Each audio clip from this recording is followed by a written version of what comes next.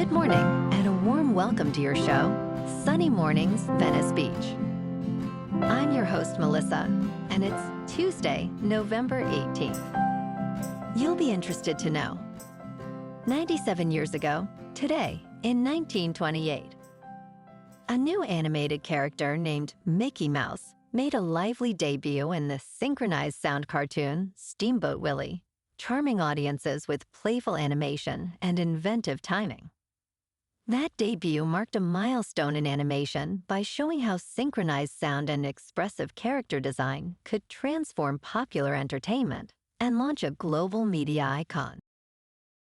So now you know. And now, it's time for the Surf Report.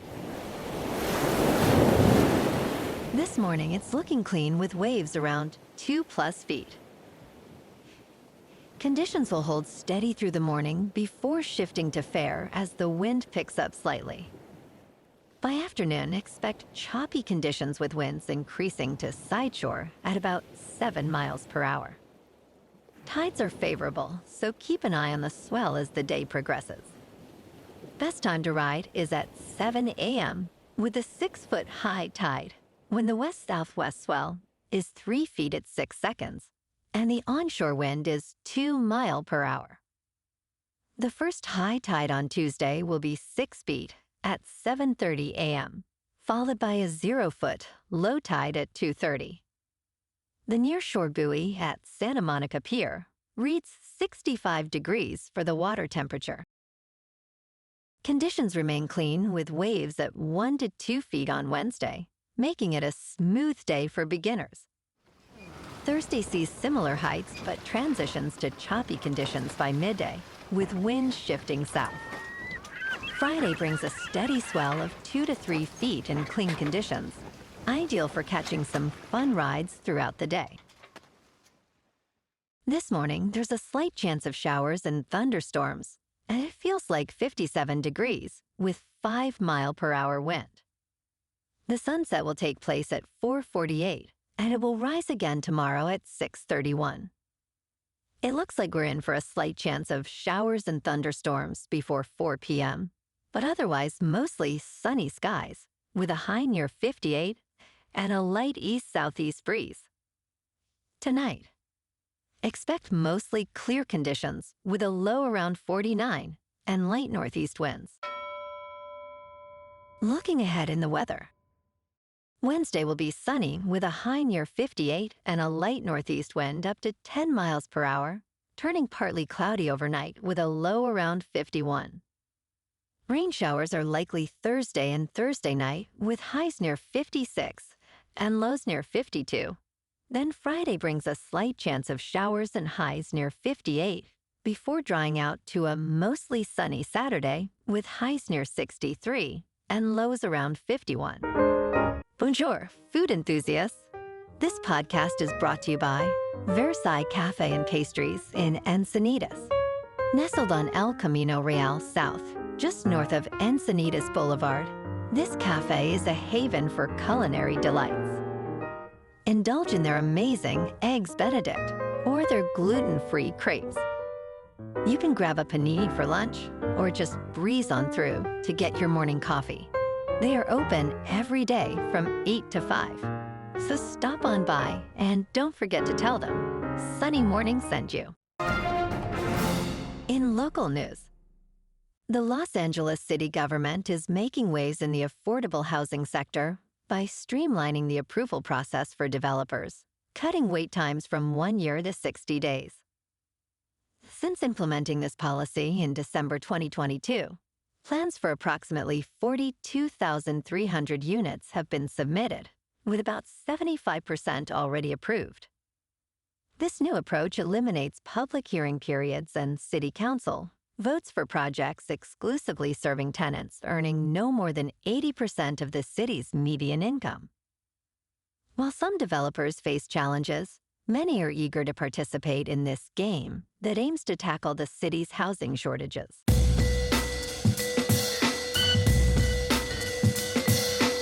Now on to sports. Bengals wide receiver Ja'Marr Chase has been suspended by the National Football League for the upcoming game against the New England Patriots. Chase was found to have spit on cornerback Jalen Ramsey during the Cincinnati Bengals game against the Pittsburgh Steelers. As a result, he is facing a one-game suspension. Chase plans to appeal the decision, but currently he will not participate in the Week 12 matchup. Also in the NFL, calls are mounting for the Las Vegas Raiders to fire Pete Carroll as fans lash out after a disastrous loss to the Dallas Cowboys last night on Monday Night Football. The Cowboys, with a record of 3 wins, 5 losses, and 1 tie, handed the Raiders, who stand at 2 wins and 7 losses, a significant defeat. Fans expressed their frustration on social media with comments like, "It's been time to fire Pete," and "He is destroying this team." The Raiders were already on a 3-game losing streak, including a shutout loss to the Kansas City Chiefs. Dallas, despite having the second worst defense in the league, performed exceptionally well against the Raiders. In local sports, LeBron James knows there will be a feel-out process when he returns to the Lakers. He returned to practice on Monday, and there is a chance he could make his season debut tonight against the Utah Jazz. The Lakers have gone 10 wins and 4 losses without James, with Luka Doncic and Austin Reeves emerging as a potent two-way tandem. James described his lungs feeling like those of a newborn baby after practice, as he moved closer to returning from sciatica. Lakers coach J.J. Redick noted having James in practice felt like adding a new player. James said this process has been a mind test, but he is prepared to rejoin the team.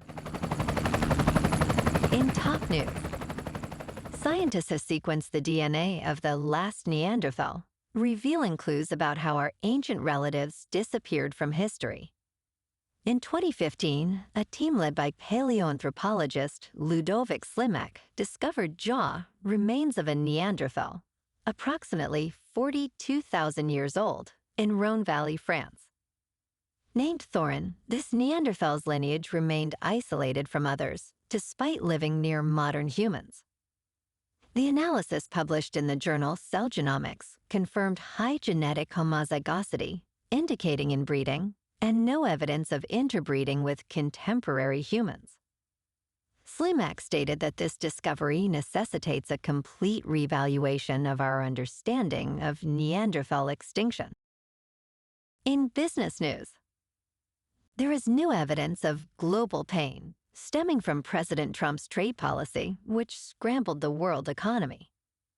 From China to Switzerland, the readjustment to double-digit tariffs has been bumpy. Japan's economy shrank by almost 2% on an annualized basis in the third quarter. Switzerland's gross domestic product in the same period fell by 0.5%, the first quarterly drop since 2023. Shipments to the U.S. fell 25% compared to a year earlier.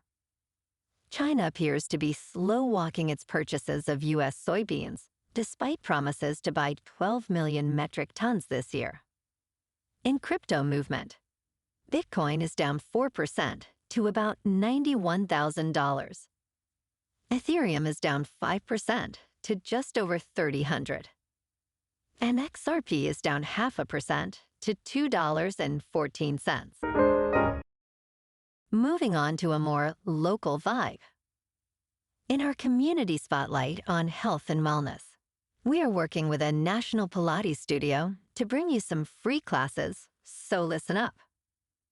Check out Club Pilates, with several locations in the San Diego area. Pilates presents a comprehensive wellness approach, cultivating strength, reducing tension, and elevating mental well-being. Scientific research affirms its benefits. So now you can check out Club Pilates for a free class, with locations in Encinitas, Solana Beach, Oceanside, La Jolla, and more. Just be sure to tell them Sunny Morning sent you by. And now, back to the show. Let's talk tech. Computer chips in our bodies could be the future of medicine. The brain-computer interface is changing lives and has the potential to change the world. 87-year-old Alice Chardon, from a suburb of Paris, experienced vision loss due to age-related macular degeneration. This disease affects 200 million people globally, impairing central vision without causing blindness. A revolutionary procedure called PRIMA, developed by Science Corporation, has restored some vision for patients like Chardon. In clinical trials, nearly 80% of participants improved their eye chart performance significantly. The future of brain-computer interfaces holds promise for enhancing abilities and restoring functions for many. And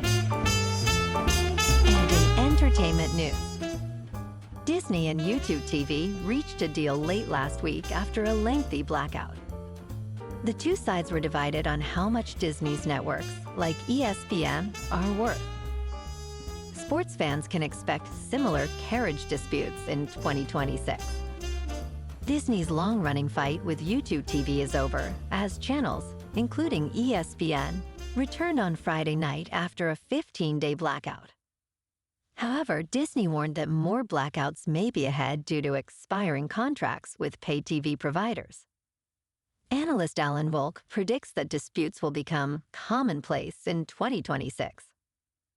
As the cord-cutting movement continues, fewer people have pay TV subscriptions, leaving die-hard fans as the main customers. Disney argues that its valuable sports rights make its networks essential. Some customers may balk at rising monthly bills. YouTube TV had leverage due to its parent company, Google. Companies like Charter are adapting by bundling streaming services, which has helped slow their cord-cutting rates. Media giants must secure value for their networks, while TV providers have reasons to resist, leading to potential conflicts in 2026. Well, alrighty, folks, it's time for the quote of the day. And today, our quote comes from the American inventor and visionary, Thomas J. Watson. And he said, "The great accomplishments of man have resulted from the transmission of ideas of enthusiasm." And that's a wrap for this morning. You can check out our Instagram, YouTube, and TikTok for some captivating aerial videos with local news and the surf reports. Have an amazing day, my good friends. We'll see you tomorrow with another episode of Sunny Mornings Venice Beach.